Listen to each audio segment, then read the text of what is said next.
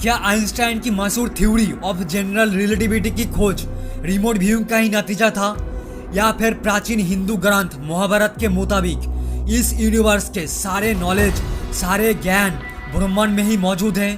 क्या ऐसा हो सकता है कि हमारे इतिहास के सारे जीनियसेस रिमोट व्यू करके ब्रह्मांड की उस फील्ड तक पहुंच सकते थे और वहां से नॉलेज लेकर आते थे?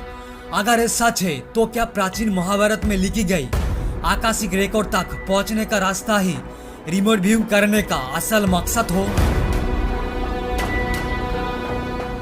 देखा जाए तो रिमोट व्यूइंग एक प्रैक्टिस है जिसमें पूरी फोकस से उन जगहों या चीजों को विजुअलाइज करने की कोशिश की जाती है जो बहुत दूर है, और इसके शुरुआत 1970 के दशक में यूनाइटेड स्टेट में हुई थी और उस प्रोजेक्ट को प्रोजेक्ट स्टारगेट कहा जाता था। उसमें लोगों को रिमोट व्यूइंग की ट्रेनिंग दी जाती थी। साइंटिफिक सेटिंग की मदद से रिमोट व्यूअर्स बिल्कुल अनजान चीजों को विजुअलाइज करते थे और फिर दिमाग में आई तस्वीर को कागज पर उतारते थे। यूएस गवर्नमेंट ने रिमोट व्यूइंग प्रोग्राम को स्पॉन्सर किया था और साथ में कई देशों की गवर्नमेंट ने ऐसे प्रोग्राम को बढ़ावा दिया था। रिमोट व्यूइंग इसलिए किए जाते थे ताकि इंसान जान सके कि चांद पर क्या हो रहा है या फिर यूनिवर्स में क्या हो रहा है। रिमोट व्यूइंग एक साइंटिफिक प्रोसेस है और इसके रिजल्ट भी मिलते हैं। सपोज आप मान लो कि कोई रिमोट व्यूअर्स जो एक अलग दुनिया में खोए हुए हैं, उससे सवाल पूछे जाते थे और वो उस दुनिया में सवाल के जवाब ढूंढकर जवाब देते थे। अगर आप फेमस जीनियसेस की बायोग्राफी पढ़े तो आप जानेंगे कि वो सब लोग अलग अलग तरीके से उस अलौकिक दुनिया में जाते थे, और हम सब लोग ये जानते हैं कि हम उन्हीं पार्टिकल से बने हैं जिससे इस यूनिवर्स बने हैं। तो हो सकता है कि कोई ऐसी एनर्जी मौजूद है जो हमें यूनिवर्स से जोड़ती है और हम उससे कम्युनिकेट करके इंफॉर्मेशन हासिल कर सकते हैं।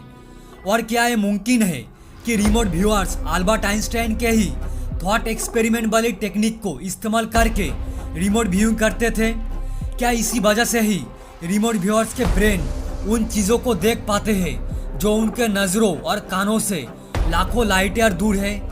क्या आइंस्टाइन की थॉट एक्सपेरिमेंट के जरिए ब्रह्मांड में पहुंचने का टेक्निक ही सोक्रेटिस, निकोला टेस्ला और श्रीनिवास रामानुजन जैसे और भी जीनियस के लिए प्रेरणा थी? ह्यूमन हिस्ट्री के जीनियसेस रामानुजन, टेस्ला, सोक्रेटिस, उन्होंने खुद अपने डायरीज में लिखा है कि वो किसी दूसरी दुनिया की जीव के साथ नियमित तरीके से कम्युनिकेट करते थे। तो क्या ये सब लोग पागल हैं या फिर यूनिवर्स हम जितना समझते हैं उससे कहीं ज़्यादा कॉम्प्लेक्स है और हम इसके बारे में कुछ भी नहीं जानते हैं?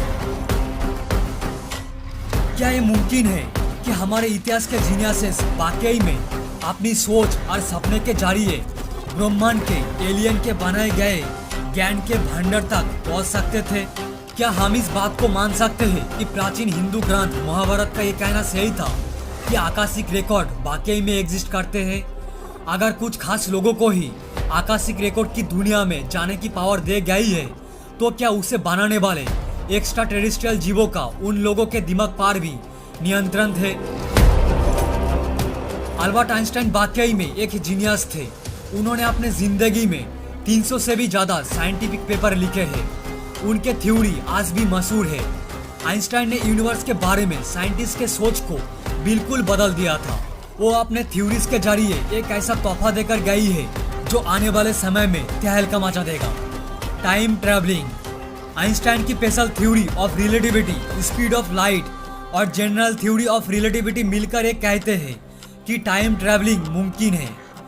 कुछ आधुनिक साइंटिस्टों का यह कहना है कि आइंस्टाइन की थ्योरी ऑफ रिलेटिविटी को अगर यूज किया जाए तो एक पोर्टल यानी वर्म होल, जिसे आइंस्टाइन रोजन ब्रिज कहा गया है, उससे दो पैरेलल यूनिवर्स के बीच ट्रैवल किया जा सकता है। उनके थ्योरी ऑफ जनरल रिलेटिविटी ने उन्होंने कहा है कि स्पेस को बेंड किया जा सकता है और उसमें होल्स भी किया जा सकता है। आइंस्टाइन रोजन ब्रिज एक तरह का वर्म होल ही है। देखा जाए तो वर्म होल स्पेस का एक ऐसा स्ट्रक्चर है जिससे स्पेस के मटेरियल को होल करके बनाया गया है। क्योंकि स्पेस को स्ट्रेचेबल मटेरियल माना गया है तो उस होल को स्ट्रेच करके कहीं भी कनेक्ट किया जा सकता है। आइंस्टाइन रोजन ब्रिज स्पेस के दो पॉइंट को लेकर उन्हें कनेक्ट करता है। यानी हम एक एंड से अंदर जाएंगे तो दूसरी एंड से बाहर आएंगे। भले ही वो दोनों पॉइंट दो अलग यूनिवर्स में क्यों ना हो, वो एक टेलीपोर्टर का काम करेंगे, आसानी से और इमीडिएटली एक जगह से दूसरी जगह पहुंचा सकता है। और हो सकता है कि आगे जाकर वो एक रास्ता बनेगी जिसके जरिए इंसान और एलियंस के बीच संपर्क स्थापित होगा। ये बात किसी को नहीं पता कि वार्म होल एक्चुअली एग्जिस्ट करते हैं या नहीं, लेकिन पृथ्वी के बहुत सी इंटेलिजेंट लोगों को पूरा यकीन है कि वो एग्जिस्ट करते हैं। हमें अपने इतिहास से जितने भी बातें पता चली है उससे बार बार यही जाहिर होती है कि इस यूनिवर्स में हमारे अलावा भी इंटेलिजेंट लाइफ फॉर्म है। हम इस यूनिवर्स में अकेला नहीं है और ये बिल्कुल मुमकिन है कि अतीत में हम में और उनमें कांटेक्ट था और शायद अब भी कांटेक्ट है, और हो सकता है कि फ्यूचर में भी वो कांटेक्ट पे रहेंगे। हमारे इतिहास से लेकर अब तक कुछ ऐसे लोग हैं जो इतने जीनियस है कि ऐसा लगता है कि मानो वो फ्यूचर देख सकते हैं।